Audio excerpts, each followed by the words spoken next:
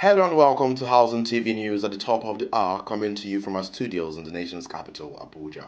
I am Kelechi Anarue. Our top stories. Oyo protest Makinde snub as federal government launches Ibadan-Ijebu road reconstruction.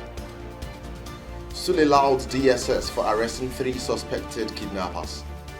In business, Dangote refinery expands free fuel delivery to 4 states. In the build sector, developer raises investor confidence with 100 acres allocation at Cocoa Republic. And in sports, the Tigers await Wakama's arrival ahead World Cup. And on the foreign scene, Iran vows to retaliate after US widens sanctions. Now the news in detail. The federal government has flagged off the 297 billion naira reconstruction of the 56.5 kilometer Ibadan-Ijebu road in Oyo State, amid protests from the state government over the exclusion of Governor Seyi Makinde from the ceremony. President Bola Tinubu was represented at the event by Ogun State Governor Dapo Abiodun. The president also announced approval for the redesigned 70-kilometer Ibadan-Abeokuta road, with the procurement process already underway. The projects are part of the federal government's infrastructure program aimed at improving connectivity and easing transportation challenges across the region. Nasarawa State Governor Engineer A.A. Sule has commended the Department of State Services and other security agencies following the rescue of a kidnapped victim and the arrest of 3 suspects allegedly involved in the crime. The arrests were made during separate operations in the state. According to the governor's chief press secretary, 1 suspect was arrested at a criminal hideout in Atabola, while 2 others were tracked to a hotel in Lafia. Security operatives also destroyed the criminals' makeshift camp and recovered cash and 5 mobile phones. Governor Sule urged residents to remain vigilant and provide credible information to security agencies. The Fusheboa ruling house in Ijebu has taken the Ogun State Governor Dapo Abiodun, the state government and members of the Awujale Kingmakers to court over the process for selecting the next Awujale and paramount ruler of Ijebuland. The ruling house is challenging the suspension of the succession process, alleging that security operatives prevented the kingmakers from meeting after the family submitted a list of 95 nominees in January. It is asking the court to declare the nomination process valid and compel the kingmakers to reconvene and complete the selection process.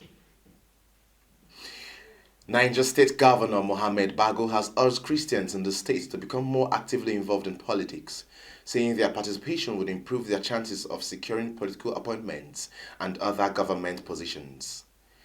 The governor made the call in an interview where he was represented by the state coordinator of Christian affairs, Pastor Issa Lawrence. Bago said Christians had not been sufficiently involved in politics through their time, finances, and other sacrifices.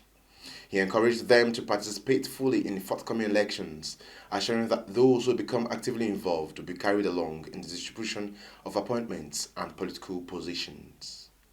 Now we take a pause here. Up next are the news stories from the business and build sector. The strength of a nation begins with the strength of its communities. Housing TV Africa, informing, educating, inspiring. You are watching Housing TV News at the hour. And now to business.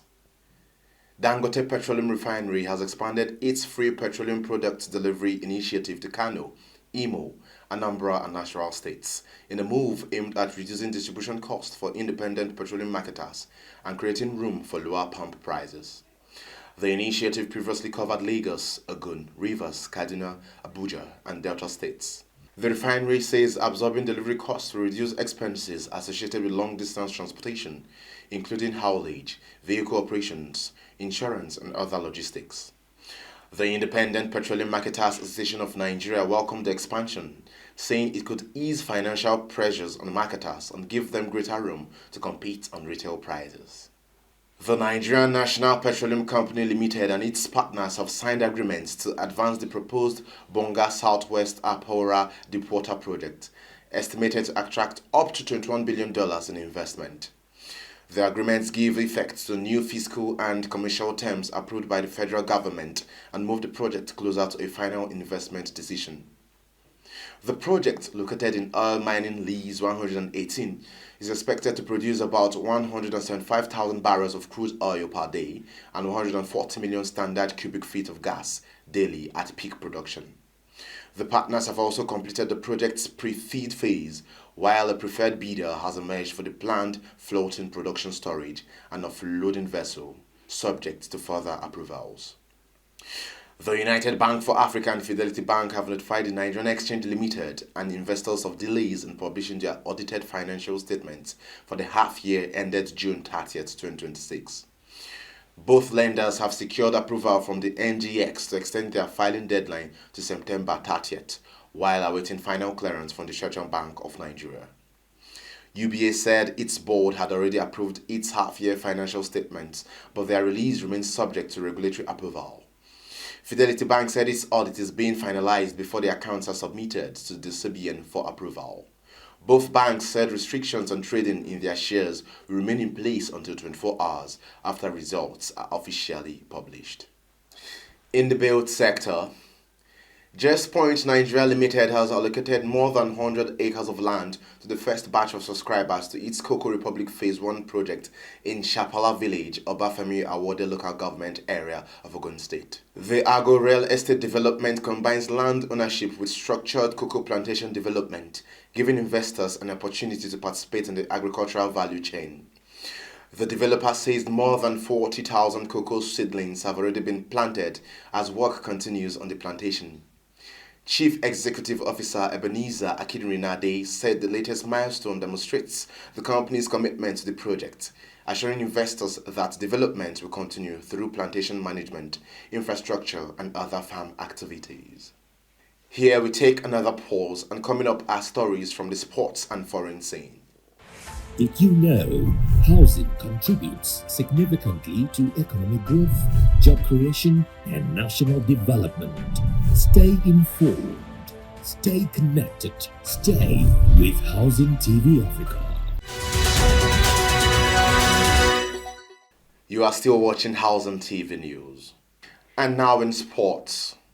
Nigeria's The Tigers are awaiting the return of head coach Rena Wakama as they intensify preparations for the 2026 FIBA Women's Basketball World Cup in Germany. Wakama, who is currently in the United States due to her commitments with WNBA side Chicago Sky, is expected to rejoin the team before the tournament begins on September 4th.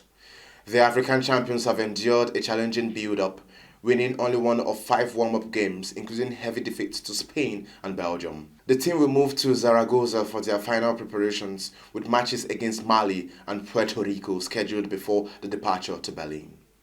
And on the foreign scene, Iran has vowed to retaliate after the United States expanded sanctions targeting its economic lifeline, warning that the new measures will not force Tehran to back down.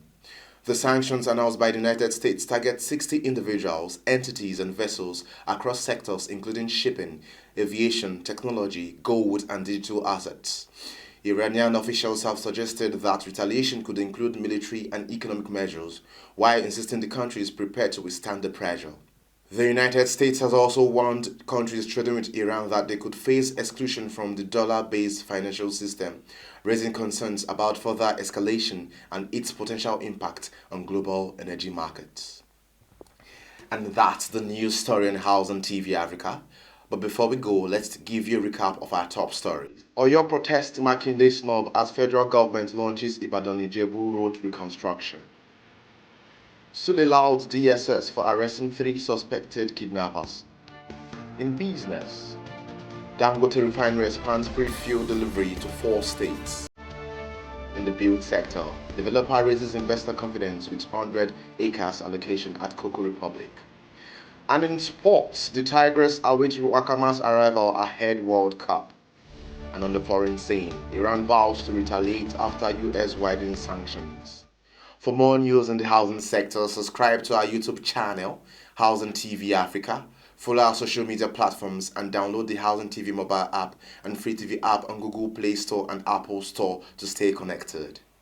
Many thanks for watching. I am Kelechi Anorue. Bye for now. This is Housing TV Africa on YouTube and click on the subscribe button. Subscribe to Housing TV Africa to stay updated on latest happenings in Nigeria's housing sector. Follow our social media pages, like and share our posts on Facebook, Housing TV Africa, on Twitter, Housing TV Africa, Instagram, Housing TV Africa. Join the conversation and keep up with latest housing updates.